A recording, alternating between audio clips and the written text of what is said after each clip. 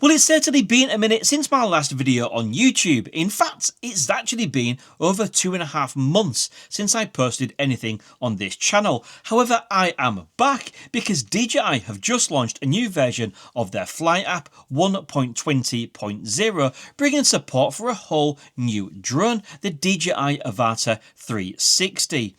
Now, this is a completely new way of flying, a completely immersive experience where basically the idea is you just record absolutely everything, not worrying about getting that perfect shot, but allowing you to concentrate on your flying, closer to things, through obstacles and objects, for example, and then essentially you just pick out the exact shot that you want from your flying in the editing.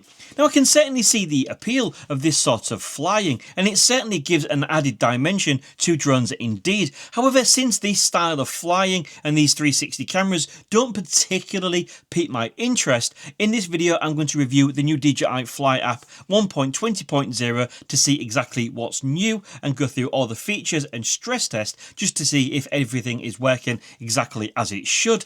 And I'm going to talk about a huge feature or performance reduction in a particular drone in this video, which has really annoyed the living hell out of me. So let's get into it.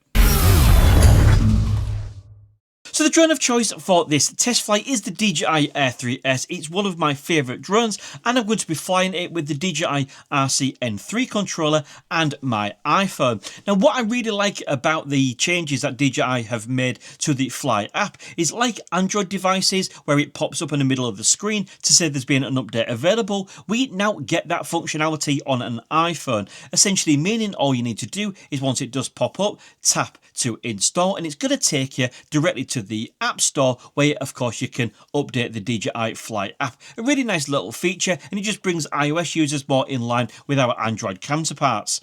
Now, looking through the menus, not much seems to have actually changed. Certainly no new features that I've noticed, and any changes to the interface seems minimal because, again, I've not particularly noticed anything at all. Now, the idea behind these videos is to check the stability of the app. So what I'm going to do is get straight into the test flight with the Air 3S, and even though the Air 3S is a complete beast with incredible wind resistance and a great power to weight ratio, we're still going to check the weather, as essentially it's just good practice. So if I open up Drone Companion, as you can see, the flying conditions assessment says that we are absolutely good to go, but it's always worth checking even just the wind direction, just to make sure that of course we're coming back with the wind behind us to avoid any potential flyaways. Now, if we do scroll down to the bottom of the page, you can see the KP index and the weather forecast, and as you can see, at 2 o'clock we are showing there is a 30% chance of rain. And literally, as I was just going through and checking the weather, I looked up and saw that it had actually just started very light rain. So given the fact that we look at the time, we're just a few minutes to 2, Drone Companion predicted that this was going to be the case. So I guess that's a good testament to the accuracy of the Drone Companion app there. Now, due to not filming any cinematic footage for this test flight, we won't be using any ND filters, but if it was, Drone Companion does have an ND filter calculator, which is ideal for getting the right one without the trial and error. And if you're watching this and you're new to ND filters, or not quite sure whether you should buy some, Drone Companion has got a bunch of learning modules to help you understand when and where to use them to ensure you're not wasting your money. You even get a pre-flight checklist, which I'm just going to go through and tick off just while I'm waiting for that rain to blow over. It's just good practice to have something like this, just ensures that you're potentially fully set up for your flight so you don't miss anything. And if you are interested in Drone Companion or even just checking it out, I will leave a link in the video description. You do get a 24-hour free trial, and just to point out, I do not get any affiliate commission for this whatsoever. I just think it's a really great tool. So let's begin the test flight by flying over this old filled in dock, and we're just going to take some footage of this old building. And as you can see, the birds are showing a particular interest in what we are doing in the Air 3S. Okay, but that's to be expected. We're flying in their territory. Okay, so we just need to have our wits about us. But even if we flip between the screen recording and of course the camera footage, you can see it's just absolutely excellent quality. So let's just fly over to the Lord Line building. It's such a shame to see such a historic building in such a state, but of course, you know, age gets to all of us one way or another. And as you can see, we've just snapped that shot there. So what we're going to do is just move quickly on over to this historic vessel over here. This is the Arctic Corsair.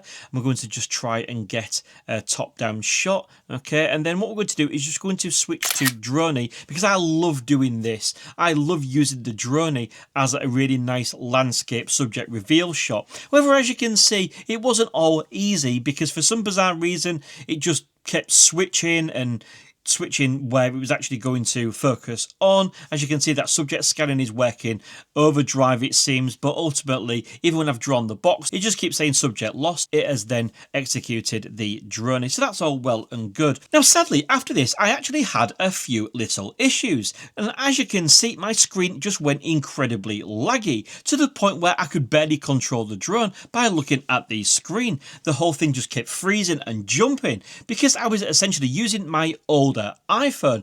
Now, interestingly, when I go back through the footage, what I'd actually found is when I first started my screen recording to be able to bring you this review, there was actually a message on screen to say that by screen recording, I'm not quite sure how the DJI Fly app knew that I was screen recording, but it did, and it popped up with this little message just to say that your phone may overheat and it might result in laggy footage. And as you can see, this is exactly what I had. However, what I actually did is manage to nest the drone all the way home, and then what I did is I landed, restarted my phone, put it back up, did the process again, but of course it was just still incredibly laggy. So what I actually decided to do was discontinue that flight, okay?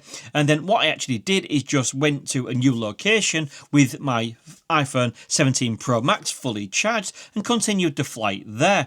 So basically, as you can see, picking it up about an hour later, we're testing point of interest and spotlight, and they're all working absolutely perfectly.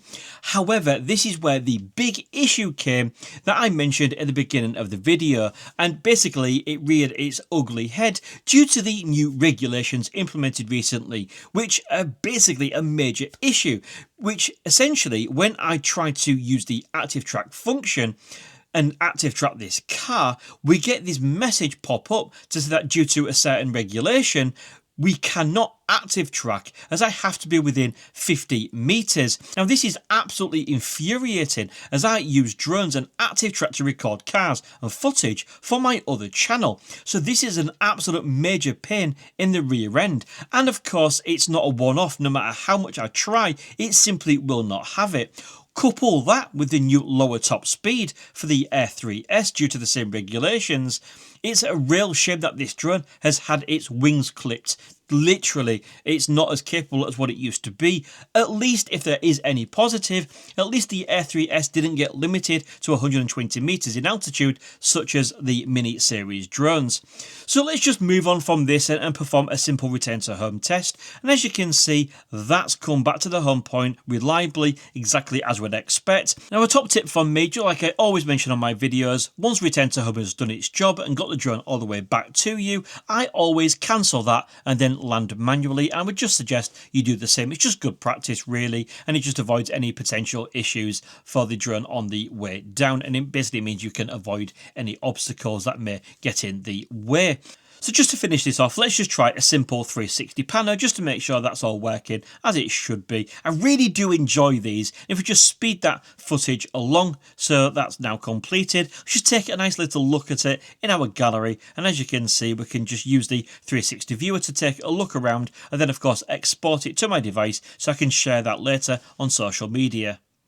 So there we go, that was a review of the new DJI Fly app 1.20.0. Overall, the app was pretty stable. It seemed I did have a bit of an issue with a slightly less powerful iPhone, but that's not really a slur on the DJI Fly app. The Air 3S is an absolute beast. It performed absolutely amazing, but ultimately, apart from the launch of the new 360 Avata, there seems to be no new features or interface changes that I can physically see, and I've pretty much tested every single feature on this, but of course the flight you saw was with the Air 3S.